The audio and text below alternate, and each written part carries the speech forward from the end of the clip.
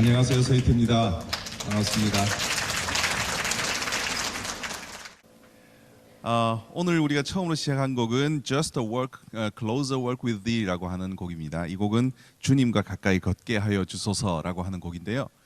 오늘 우리가 여러분들과 같이 감상할 음악은 바로 금관오중주. 그래서 오늘 금관오중주의 매력에 한번 훅 빠져보는 시간을 갖고자 합니다. 이제 우리가 듣게 되는 곡은요, 수사토라고 하는 사람이 작곡한 르네상스 춤과 핸델이 작곡한 왕궁의 불꽃놀이 중에 나오는 미뉴엣, 이 두 곡을 이제 감상하겠습니다.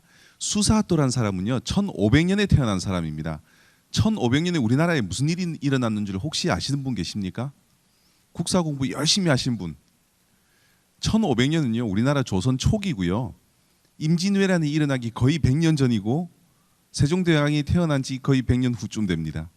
아무튼 우리나라의 조선 초기에 태어난 작곡가가 수사토라는 사람인데, 그 시대가 유럽에서는 르네상스 시대라고 하는 시대였습니다. 이분이 그 당시의 음악들을 묶어서 르네상스의 춤이라고 하는 곡을 내게 되었는데, 이 사람은 플랑드르 출신의 작곡가입니다.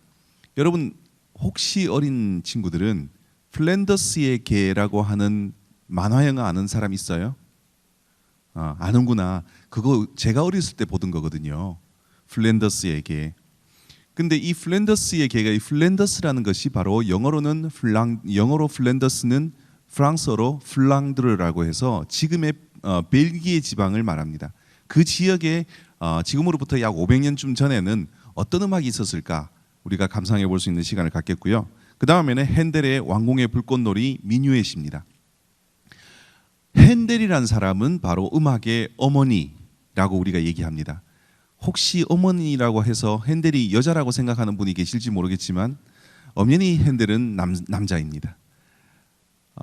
이 핸델이 작곡한 곡들 중에서 정말 유명한 곡을 꼽으라고 하면은 오라토리오 메시아라고 하는 오라토리오가 있고요. 그 다음에 왕궁의 불꽃놀이, 수상음악 뭐 이런 것들이 있습니다.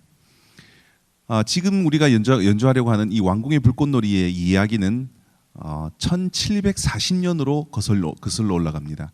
1740년이 어떤 해였냐면은 당시에 유럽을 통치하고 있던 합스부르크 왕가라고 하는 왕족이 있었습니다. 오스트리아를 본거지로 하는 이 왕족의 카를 6세라고 하는 황제가 1740년에 죽게 되었습니다. 그러니까 그 당시에는 왕위가 세습되는 왕위를 갖고 있었는데 아들에게 세습을 해주려고 왕위를 주려고 하는데 아들이 없었어요. 그래서 공주에게 왕위를 주게 됩니다. 근데 그 공주가 이름이 바로 마리아 테레지아라고 하는 공주가 왕위를 받게 됩니다. 근데 유럽의 나라들이 보니까요, 여자가 통치를 한다고 하니까 여러 나라에서 그냥 반대파가 일어나기 시작했습니다. 그 반대파의 중심에 선 나라가 프랑스와 스페인과 프러시아라고 하는 나라였습니다. 프러시아는 지금으로 따지면은 동부 지역의 독일 그리고 러시아를 걸쳐 있는 그 지역이 과거에는 프러시아라고 하는 나라였었습니다. 그런데 이것을 또 방어해주는 나라가 있었는데, 물론 오스트리아가 합스부르크 왕가에 본거지였기 때문에 오스트리아와 영국 그리고 헝가리가 맞서서 이렇게 싸우게 되는 겁니다. 그러니까 한쪽은 프랑스, 스페인, 프러시아, 한쪽은 오스트리아, 영국, 헝가리. 근데 이 6나라가 싸움을 하다가 나중에는 프랑스와 영국의 감정 싸움으로 이게 번지게 됩니다. 그래서 1740년부터 무려 8년 동안이나 프랑스와 영국이 전쟁을 하게 되었습니다. 다행히 1748년도에 이 평화협정이 맺어지면서 정전이 되었습니다. 드디어 이제 전쟁을 하지 말자. 그래서 그 영국의 왕이었던 조지 2세라고 하는 왕이 이제 우리가 전쟁 없이 살게 되었으니까 이것을 축하하자. 그래서 1749년도에 불꽃놀이를 하게 만들었습니다. 그 불꽃놀이를 위해서 핸델이 작곡한 것이 바로 왕궁의 불꽃놀이라고 하는 곡입니다. 여기 나오는 미뉴엣은 규모가, 이 왕궁의 불꽃놀이 자체가 워낙 규모가 큽니다. 굉장히 큰 규모의 음악이기 때문에 이것을 우리가 5명의 브라스, 5명의 금관이 연주하기는 사실은 힘들지만, 그러나 우리 연주자들이 워낙 훌륭하신 분들이기 때문에 아주 훌륭하게 연주해 주리라고 믿습니다. 두 곡을 여러분들에게 소개하겠습니다.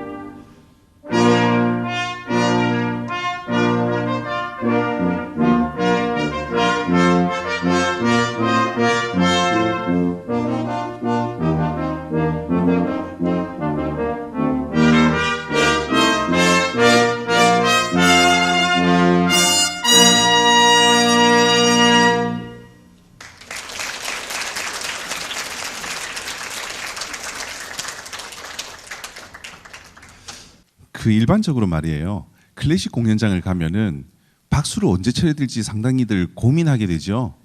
오늘도 이렇게 제가 두 곡을 같이 연주한다고 하면은 그 사이에 박수를 쳐야 될까 말아야 될까? 근데 어떤 분들은 그걸 박수를 못 치게 하는 사람도 있는데 저는요.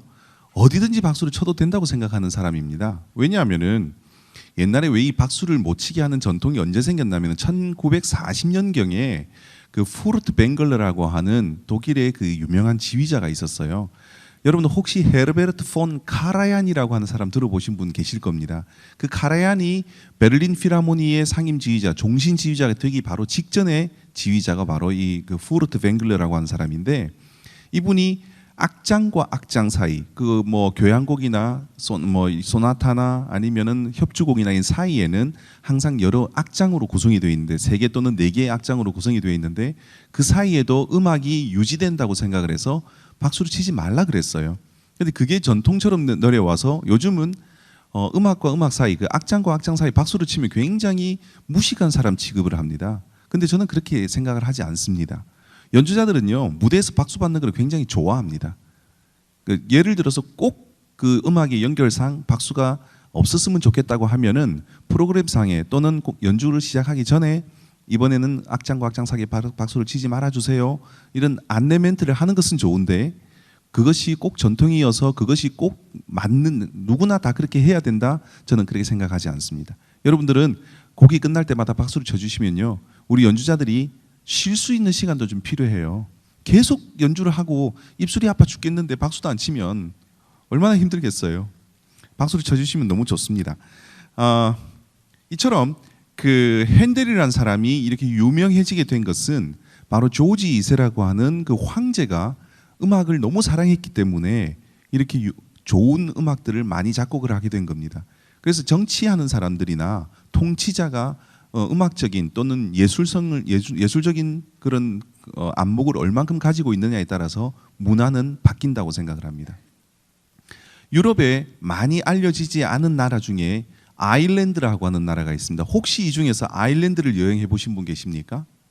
참 가기가 쉽지 않은 나라입니다.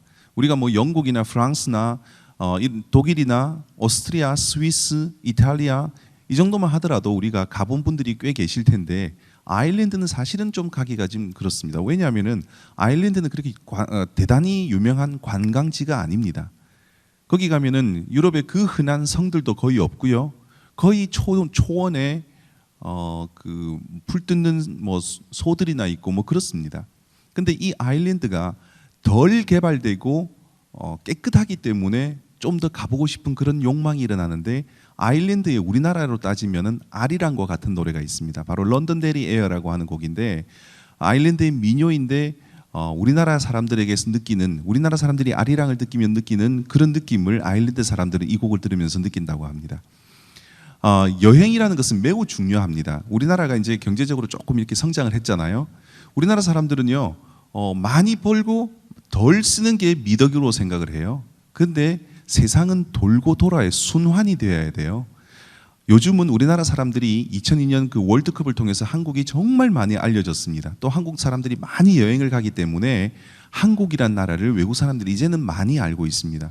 이게 얼마나 우리나라 국력에 대단히 큰 플러스 요인이 되는지를 우리가 알아야 돼요. 예를 들자면은 이탈리아의 베네치아에 가면은 그 곤돌라 사공들이요 한국의 아리랑을 노래 불러줘요. 곤돌라를 타면은. 또 베토벤이 활동을 했던 베토벤이 살면서 곡을 가장 많이 작곡했던 곳이 하일리겐슈타트라고 하는 비엔나 바로 근교에 있는 곳인데 거기 가면은 그린징이라고 하는 와이너리, 와인을 파는 곳이 있습니다. 거기 가도 악사들이 아리랑을 연주해 줍니다. 이것은 우리나라의 국력이 엄청나게 성장을 한 겁니다. 예를 들어서 어떤 회사에서요, 회사의 사장님이 돈을 많이 벌었어요. 이 돈을 많이 벌은 사장님이 그냥 직원도 월급만 주고 돈을 안 쓰고 그냥 가만히 가지고 있으면 이 돈이 전부 다 자기 것이 될까요? 안 될까요? 안 됩니다. 국가에서 다 가지고 갑니다. 세금 내라고 해서.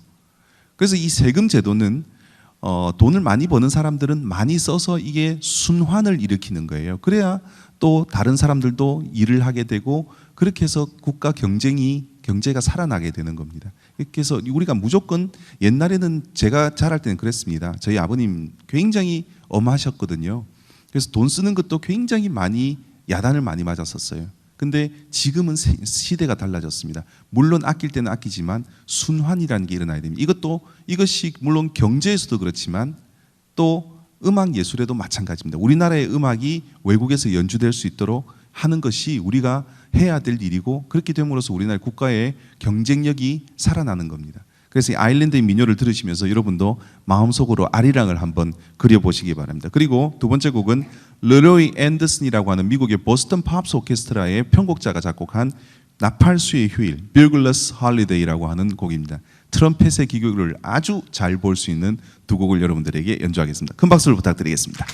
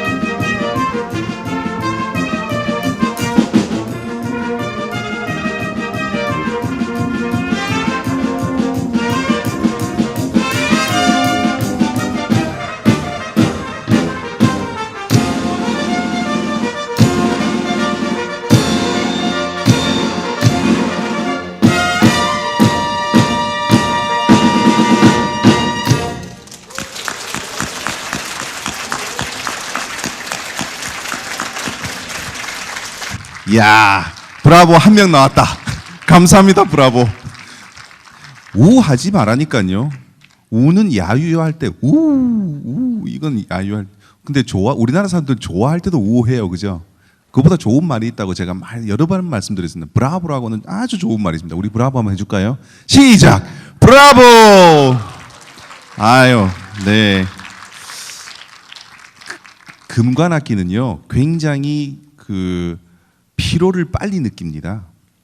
그래서 오케스트라를 보면요, 여러 악기가 있어요. 오케스트라는 현악기도 있고, 목관악기도 있고, 또 이게 금관악기도 있고, 타악기도 있고, 때에 따라서는 건반악기, 하프 같은 악기들도 들어갑니다.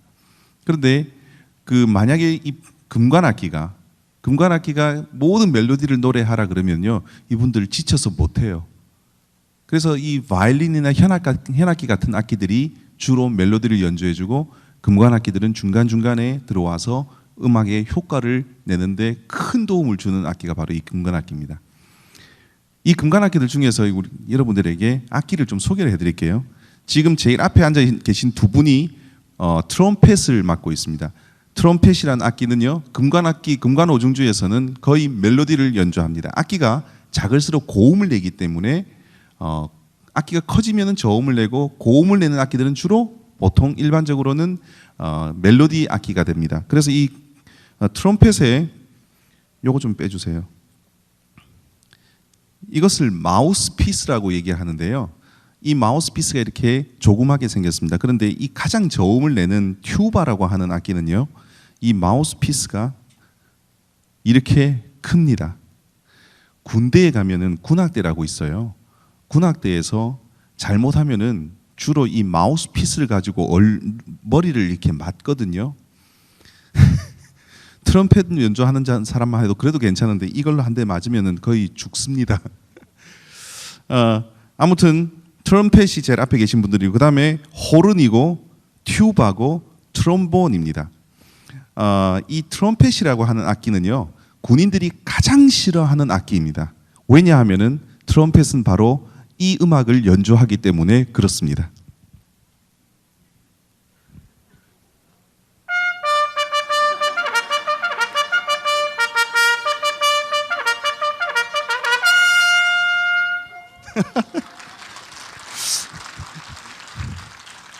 이때는 박수를 좀 크게 치는 겁니다. 이거 우리나라에서 가장 잘 부는 기상나팔 소리거든요.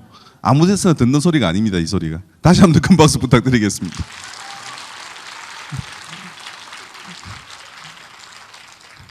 그래서 이 트럼펫이라는 악기를 군인들이 가장 싫어합니다.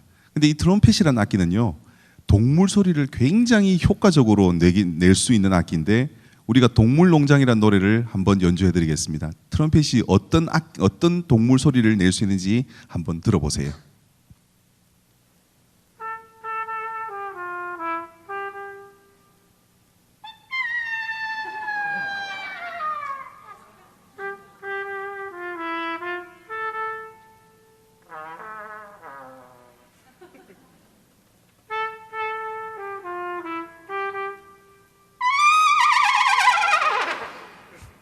네, 닭 소리도 나고, 제일 마지막에 나온 소리는 무슨 소리인 줄 아세요?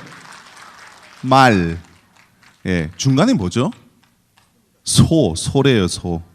네, 아무튼 이렇게 트럼펫이라는 악기는 굉장히 여러모로 유용하게 쓰이는 악기입니다. 그 다음에 여기 있는 호른이라는 악기는요, 길이를 이 악기의 관을 다 피면은 무려 3m 70cm 정도가 되는 아주 긴 악기입니다. 이 악기를 소리를 내려면 이 관 안에 호흡이 다 들어가야 소리가 나는 거잖아요. 그래서 이 악기는 연주하기가 무척이나 까다롭고 어렵습니다. 이 악기를 잘 연주하는 사람이 정말 우리나라에 많지 않은데, 우리 연주자가 아주 연주를 잘합니다. 이 악기를 연주하기 위해서는 게슈타프 주법이라고 하는 주법이 있습니다. 그 주법은 뭐냐면은 여기에 호른의 나팔 부분에 손을 넣어서 손을 가지고요, 음정을, 여기 키가 있지만 키를 사용하지 않고 손만 가지고 음정을 내는데, 그 주법을 여러분들에게 한번 보여드리겠습니다.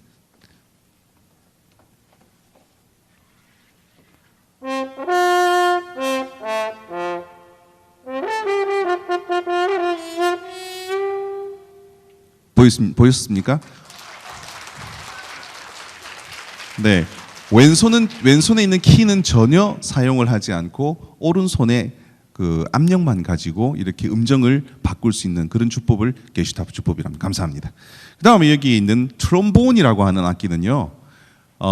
생긴 모양이 굉장히 길쭉하게 생겼는데 앞에 있는 슬라이드가 붙어 있어 슬라이딩 기법이라고 하는 기법을 가지고 연주할 수 있는 유일한 악기입니다. 이 슬라이딩 기법이 어떤 것인지 여러분들에게 한번 보여드릴게요.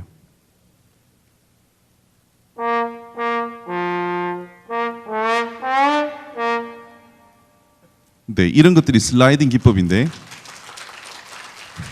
이렇게 짧게 해가지고 사람 민망하게 그래요? 좀 길게 하시지. 이 슬라이딩 기법을 이용해서요, 여러분들이 아주 그 가까이서 볼 수 있는 어떤 물체를 소리를 한번 내겠습니다. 여러분들이 어떤 소리인지 한번 들어보시기 바랍니다.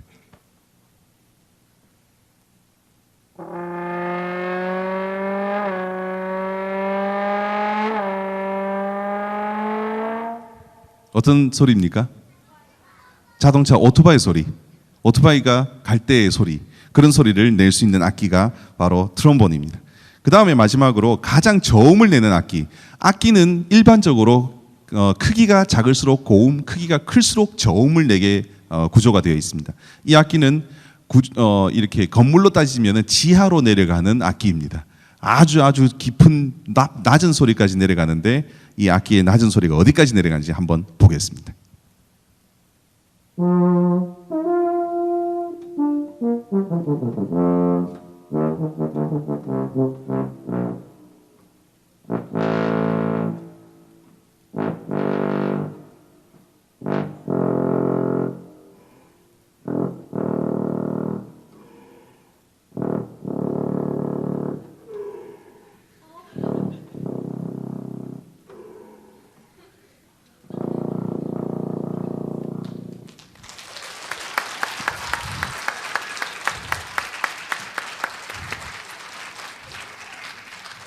이 금관악기를 연주하는 분이요, 뭘 하려고 그랬는지 모르겠지만 독일에서 박사학위까지 따가지고 최근에 귀국하신 연주자입니다. 아무튼 우리 이기 계신 분들은 제가 지휘하는 밀레니엄 심포니 오케스트라의 금관악기 수석들로 구성이 되어 있는 오중주단입니다. 이 악기를 가지고 여러분들이 좋아하는 도레미송을 한번 연주해 보겠습니다. 악기의 특성을 잘 볼 수 있는 도레미송을 여러분들에게 들려드리겠습니다. 큰 박수 부탁드리겠습니다.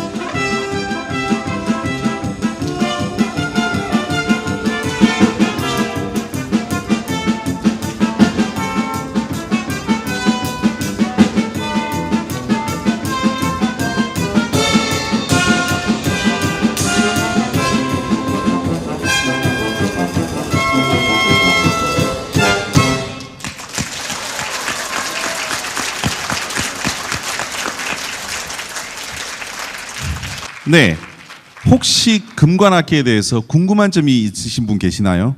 알고 싶은 분? 질문을 참 싫어하시죠? 네, 저기 질문이 한 명이 보였는데. 여러 가지 소리 낼 수 있는 게 이만한 게 몇 개 있어요? 아, 네. 마이크 체질인가 봐요. 그죠? 마이크가 나오니까 얘기를 하네. 트럼펫 그거는 피스톤이라고 그래서 피스톤은 일반적으로 3개가 붙어 있어요. 맞죠? 네, 일반적으로 피스톤이 3개가 있어요. 우리 선생님께서 이 꼬마 아이를 위해서 피스톤이 어떻게 움직이는지 한번 보여주시기 바랍니다. 음정을 한번 도레미파부터 좀 부탁드릴게요.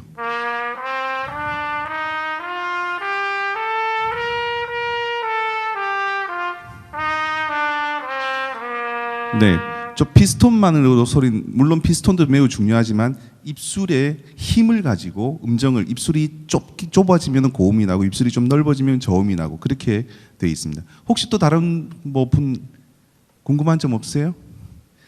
질문하셔도 괜찮은데 네, 저기 우리 꼬마들만 질문을 하시네. 네, 가겠습니다. 여기도 무대 체질일 테니까 마이크가 가야지. 네. 색소폰은 금관악기예요, 목관악기예요? 와, 정말 좋은 질문했습니다. 이건 보통 어른들이 하는 질문인데 색스폰이 목관악기냐 금관악기냐 여러분들은 무슨 악기라고 생각을 하십니까? 거기 옆에 어머니는 아이가 질문했으면 어머니가 한번 생각을 해보세요. 목관악기일까요? 금관악기일까요? 색스폰은 생긴 것은 금속으로 생겼어요. 그죠? 그런데 색스폰은 크게 봐서 목관악기에 속합니다. 왜냐하면은 금관악기는요 일반적으로 마우스피스라고 얘기해서 아까 제가 보여줬던 군인들이 머리 맞는 거 있잖아요. 그 마우스피스가 금속으로 이루어져 있습니다. 근데 색스폰은요 리드라고 하는 대나무 같은 것을 깎아서 만든 리드를 붙여서 소리를 내기 때문에 큰 범위에서는 목관악기에 속한다고 볼 수 있습니다. 됐습니까? 아주 어려운 질문이에요. 그거는 꼬마 또 질문 있어요? 선생님 지금 갔다 오니까 힘들어 죽겠네. 계속 이제 좀 할게요. 자 이번에는 여러분들에게 The Palms라고 하는 곡을 들려드리겠습니다. The Palms라는 곡은 종려나무란 뜻인데요. 이 곡의 작곡자는 존 바프티스트 포레라고 하는 사람입니다. 이 사람은 작곡가라기보다는 바리톤 가수로서 유명했는데 영국 로얄 오페라 하우스, 코벤트 가든 오페라 하우스의 가수였었습니다. 그러면서도 작곡을 해서 작품을 남겨놨는데 이 사람은 특히 마네라고 하는 미술 화가의 초상화 모델로 굉장히 많이 섰던 사람입니다. 클래식 음악을 조금 좋아하시는 분들은 이 포레라고 하는 사람의 이름을 아는 분이 많이 계실 거예요. 여러분이 많이 알고 있는 그 포레라는 사람은 가브리엘 포레라고 하는 사람이고 같은 프랑스 사람인데 이 가브리엘 포레는 프랑스의 슈베르트는 가곡의 왕입니다.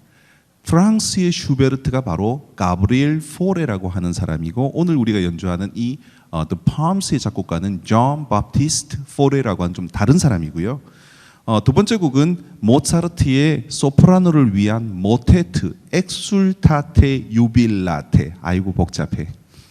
이게 클래식이 이래서 좀 어려운 거예요. 다들 그냥 제목들이 어려워요. 엑술타테 유빌라테란 말은 환호하라 기뻐하라라고 하는 뜻을 갖고 있는 모차르트의 모테트의 이름입니다. 모테트가 뭐냐 하면은요. 모테트는 못이라고 하는 MOT 못이라고 하는 어원에서 출발을 합니다. 이 못이라는 것은 말입니다. 말. 우리가 일반적으로 하는 말. 그래서 이 모테트는 그렇기 때문에 가사가 중요하고 말이 중요한 중세 시대의 종교 음악을 모테트라고 얘기를 하고 특히 말이 중요하기 때문에 여러 가지 가사가 있는 다성 음악을 모테트라고 얘기를 합니다. 이 모테트가 중세 음악을 지나서 고전파로 이렇게 오면서 규모가 조금 커지기 시작합니다. 합창이 들어오고 좀 여러 가지 규모가 커진 것을 칸타타라고 얘기를 합니다. 모테트에서 시작을 해서 칸타타로 가게 되는데 이 칸타타는 어원이 어디서 오냐면은 칸타레라고 해서 노래한다. 그래서 모테트는 말이 어원이고 칸타타는 노래가 어원입니다. 그 모테트에 나오는 마지막 곡입니다. 알렐루야. 두 곡을 우리 금관오중주 밀레니엄 심포니 오케스트라의 금관오중주 여러분들에게 연주하겠습니다. 큰 박수 부탁드리겠습니다.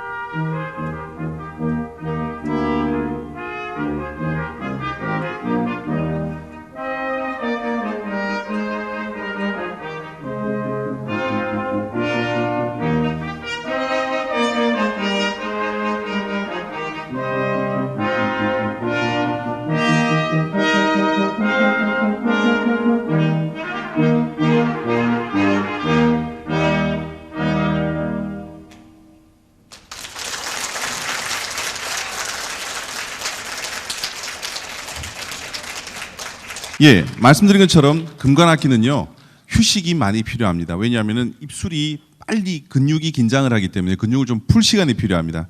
그 사이를 위해서 여러분들에게 또 색다른 무대를 하나를 만들었습니다. 워낙 금관오중지에 드럼이 들어오는 건 여러분 못 보셨을 거예요. 근데 드럼이 저렇게 앉아 있는 이유는 여러분들에게 이 시간을 위해서 앉아 있는 겁니다. 여러분들에게 연주할 곡은 Moves for Interaction이라고 하는 상호작용에 의한 무드라고 하는 뜻을 갖고 있는데 이 드럼은 여러 가지 소리를 내서 워낙 일반적으로 드럼은 클래식 공연에는 사용을 하지 않습니다만 요즘은 워낙 이게 이 악기의 활용도가 높아지기 때문에 클래식 공연에도 요즘은 다수 이 드럼이 들어오기는 합니다. 저희 오케스트라의 수석 주자이시고요. 여러분들에게 매우 특별한 이벤트가 될 것 같습니다. Moves for Interaction 연주하도록 하겠습니다.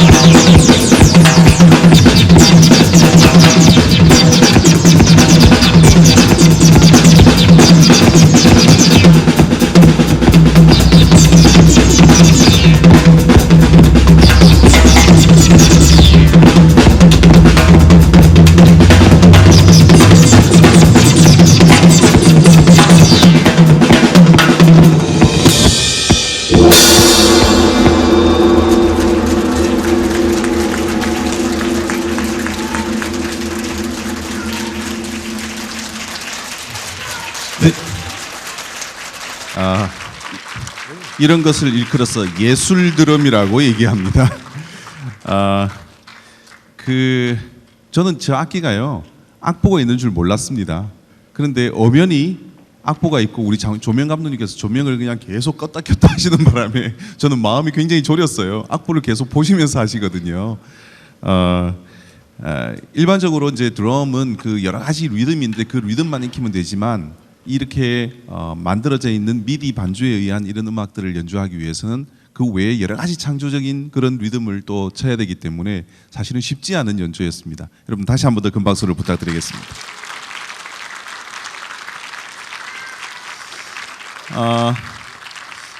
금관악기의 매력은 역시 재즈 음악에서 가장 빛을 봅니다. 루이 암스트롱이라고 하는 유명한 그런 재즈 연주자가 미국에서 이름을 떨쳤던 것처럼 오늘은 여러분들에게 이제 클래식을 많이 들으셨으니까 이번에는 재즈를 연주하는 시간을 갖겠습니다. Tie a yellow ribbon the old oak tree. 그 오래된 떡갈나무 가지에 노란 리본을 메어 주오라고 하는 정말 유명한 곡과 이 곡은 이제 컨트리송에 해당하는 곡이고요. 그 다음에 클라우드 모간이라는 사람이 작곡한 엘 빔보라고 하는 곡이 있습니다. 금관악기를 하시는 분들은요 농담처럼 그런 얘기를 합니다. 우리가 언제쯤이면 이 엘 빔보를 졸업할까? 시작할 때부터 해서 끝날 때까지 꾸준히 연주를 해야 되는 곡이 바로 엘 빔보라고 하는 정말 금관악기 곡에 있어서는 불후의 명곡입니다. 두 곡을 여러분들에게 선사하겠습니다.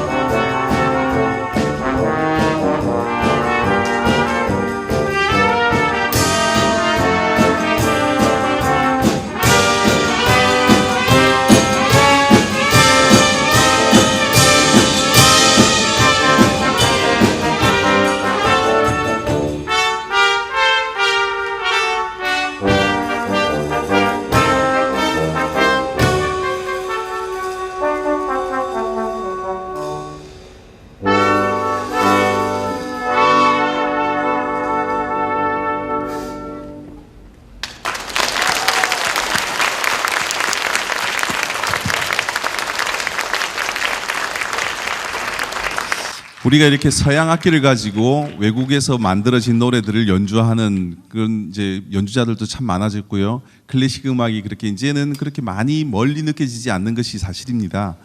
그렇지만 우리가 정말 해야 될 일은 우리의 음악을 외국에 내보내는 일이 정말 중요합니다. 우리의 문화를 수출하는 것, 그것이 이제 우리나라가 해야 될 일인데, 그러기 위해서는 오케스트라라고 하는 이 그 단체가 꼭 필요합니다. 왜냐하면은 오케스트라는 국제화되어 있는 음악의 언어입니다.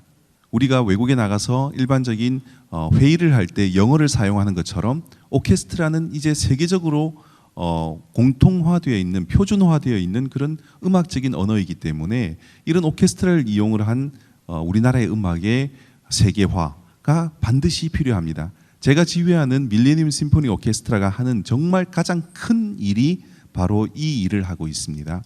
우리가 다울 프로젝트라고 해서 우리나라의 음악을 세계화하는 그런 음악회를 우리가 지금 계속적으로 하고 있습니다.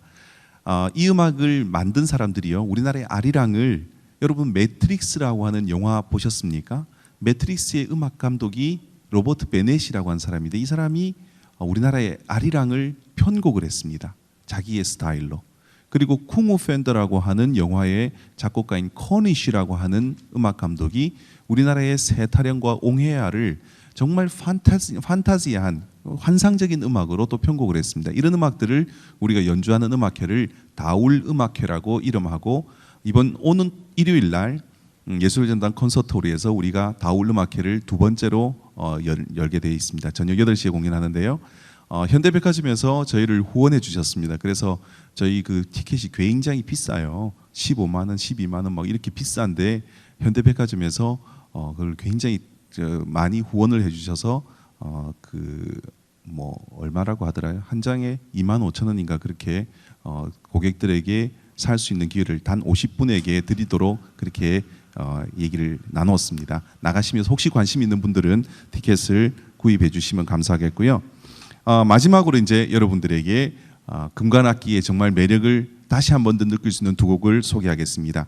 필 모어라는 사람이 작곡한 라수스 트롬본, 트롬본의 기교를 정말 잘 볼 수 있는 그런 곡이고요. 두 번째는 루이 암스트롱이 연주해서 우리에게 너무나 친숙한 When the Saints Go Marching In, 성도들이 행진할 때라는 두 곡을 여러분들에게 마지막 곡으로 연주해드리겠습니다. 뒤에 나와 있는 프로젝트에 나와 있는 그림은요, 저희가 이번에 연주하는 1월 24일 오는 일요일 날 연주하는 다울 음악회의 포스터와 내용들입니다. 관심 있는 분들은 많이 와주시고, 또 오늘 여러분들이 보신 이 연주자들이 다 같이 무대에 서게 되어 있습니다. 여러분들 많은 참여를 부탁드리겠습니다. 두 곡을 마지막으로 연주하겠습니다.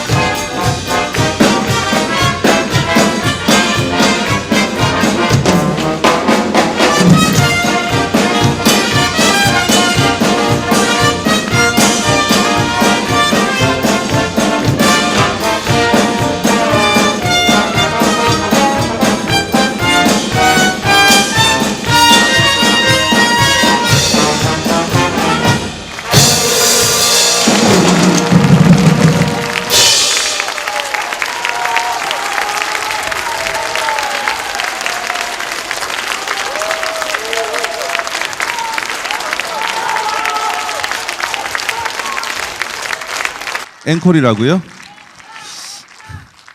제가 앵콜 잘 아는 거 아시죠? 그런데 앵콜 준비한 걸 또 어떻게 하셨습니까? 바로 해도 되겠습니까? 네, 앵콜 연주하겠습니다. 사랑은 연주하겠습니다.